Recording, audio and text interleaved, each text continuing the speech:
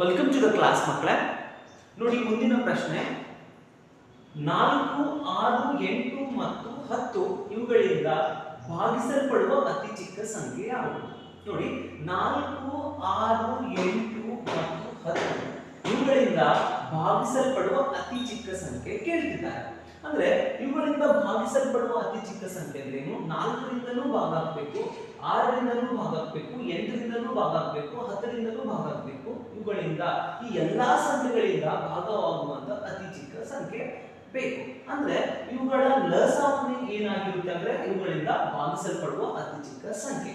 ಹೀಗಾಗಿ ಈ ರೀತಿ ಪ್ರಶ್ನೆ ಕೇಳಿದಾಗ ಆ ಕೊಟ್ಟಿರುವ ಸಂಖ್ಯೆಗಳ ಲಸವನ್ನ ಕಂಡುಹಿಡಿಬೇಕು. ಓಕೆ, ಸಿ ಲಸವನ್ನ ಕಂಡುಹಿಡಿ. ಯಾವುದಾದರೂ ಒಂದು ವಿಧಾನದಿಂದ ಲಸವನ್ನ ಕಂಡುಹಿಡಿಯಿರಿ. 4, 6, 8, 10 ಇವುಗಳ ಸಾಮಾನ್ಯ ಭಾಜಕ ಯಾವುದು? 2. ಓಕೆ, 2 2 4, 2 3 6, 2 4 8, 2 5 10.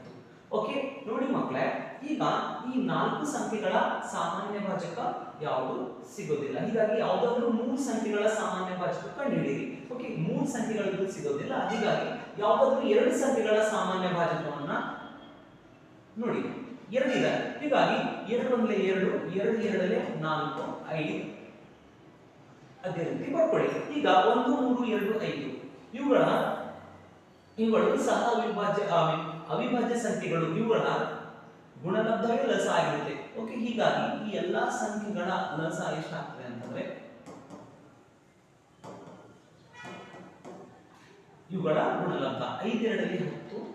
ಓಕೆ, 3 2 6, 6 2 12, 12 120. ಓಕೆ, 120 4 6 8 10 ರ ಲಸ ಆಗಿದೆ. ಅಂದ್ರೆ 4 6 8 ಮತ್ತು 10 ಇವುಗಳಿಂದ ಭಾಗಿಸಲ್ಪಡುವ ಅತಿ ಚಿಕ್ಕ ಸಂಖ್ಯೆ ಯಾವುದು ಅಂತಂದ್ರೆ 120. ಓಕೆ, ಇದು ಯಾವ ಆಪ್ಷನ್ ಅಲ್ಲಿ ಇದೆ ನೋಡಿ? ಆಪ್ಷನ್ ಎ ಅಲ್ಲಿ 120 ಇದೆ. ಹೀಗಾಗಿ ಇದನ್ನೇ ಸರಿಯಾದಂತಹ ಉತ್ತರ ಆಗಿದೆ ಮಕ್ಕಳೇ. ಓಕೆ.